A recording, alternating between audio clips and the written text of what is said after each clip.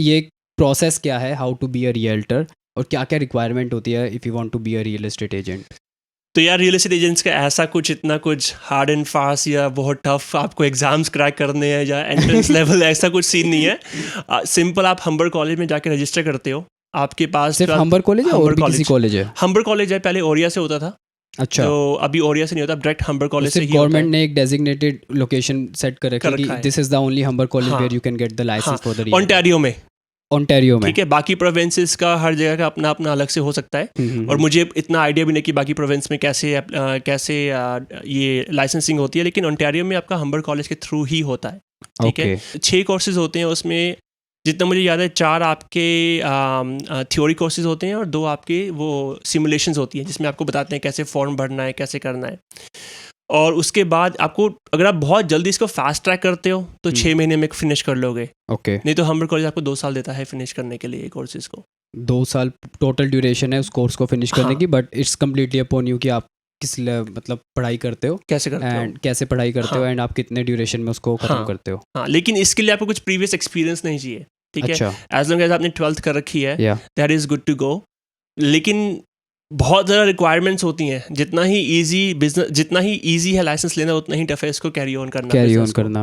या ठीक है, क्योंकि आगे क्लाइंट लेना और उसके बाद उसको प्रोसीड करना बिजनेस को एज ए एंटरप्रेन्योर, बहुत ज़्यादा वो हार्ड है। डिपेंड करता है। देखो, आप अगर सेल्स बैकग्राउंड से हो या आपका एक फाइनेंशियल बैकग्राउंड है, ठीक है, या फिर आपका एक एंटरप्रेन्योरियल माइंडसेट है, तो आपके लिए बहुत ईजी है।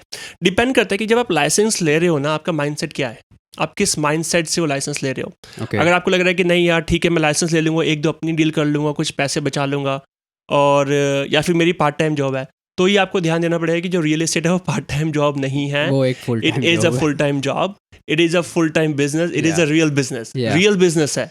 ठीक है, और बहुत कॉस्टली बिजनेस है। हाउ? आपने आज लाइसेंस ले लिया, ठीक है, लाइसेंसिंग की cost almost with insurance everything almost $5,000 है। ठीक है, ओके, जो आपको इनिशियल सेटअप करने के लिए चाहिए, और आपका एनुअल आपको हर साल चीज़ों को रिन्यू करवाना पड़ता है, लाइसेंस, इंश्योरेंस, इन सबको रिन्यू करवाना पड़ता है। ओके, अब आपने लाइसेंस ले लिया, आपको कोई नहीं जानता, फॉर एग्जांपल आप सोशल बंदे नहीं हो, आपको कोई जानता नहीं हो, लेकिन यू आर मैथमेटिकल, आप अच्छा बिजनेस कर सकते हो, लेकिन आपको क्लाइंट से ढूंढने पड़ेंगे ना। You have to put yourself out there. आपको मार्केटिंग कॉस्ट या मार्केटिंग का पोर्शन डेजिग्नेट करना पड़ेगा कि इतना मैं मार्केटिंग पे स्पेंड करूंगा। तो लेकिन जब आपके पास आज पैसा ही नहीं है स्पेंड करने के लिए, तब उसको ग्रो कैसे करोगे? ठीक है, और अगर आपको लग रहा है कि नहीं, अगर मैं 2 डील करूंगा, उसका 100% मैं सेव कर लूँ, तब भी आप ग्रो नहीं कर पाओगे।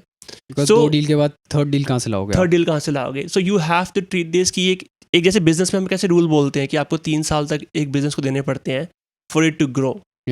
ठीक है, लेकिन लोगों की मेंटालिटी क्या होती है कि आज मैं लाइसेंस दूंगा, कल तो भाई मैं पेड़ से पैसे तोड़ूंगा। ठीक है ना, राइट। ये ऐसा सिस्टम है ही नहीं उसमें। 2-3 घर बेचने के बाद अपना पैसों का पेड़ अपने घर में लगा दूंगा मैं। भाई वो सीन है ही नहीं, क्योंकि वो रियल एस्टेट का ना एक कॉन्सेप्ट ही वैसा बना हुआ है, मेंटालिटी ऐसी बनी हुई है कि रियल एस्टेट का काम करे तो मतलब बहुत पैसा है उसके अंदर।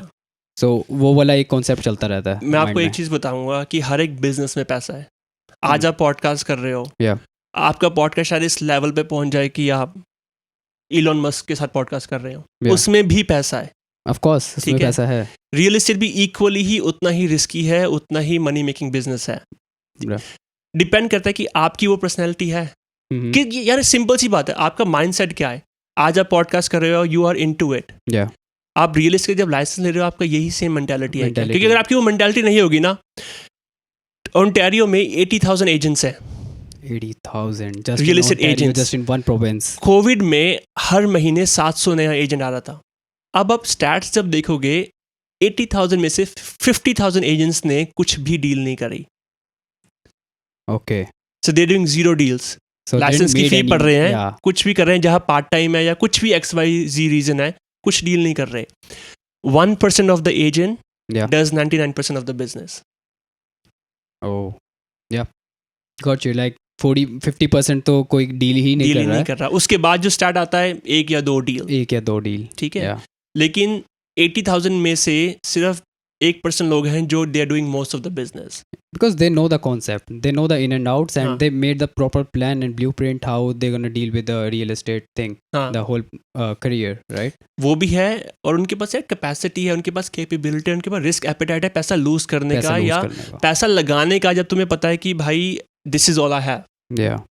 क्योंकि बिजनेस क्या है, आपका एक बच्चा है, आपका एक बेबी है, उसको आपको फीड तो करना पड़ेगा ना, Feed तभी करना बड़ा पड़ेगा। होगा। Yeah, आप ये नहीं बोल सकते ना कि आज मैं जॉब पे नहीं गया तो उसको मैं फीड नहीं करूंगा। exactly, right. तो you have to feed the baby until it grows Until it grows then and pays ताकि back. pays back। Yeah, so that's the वो thing. है।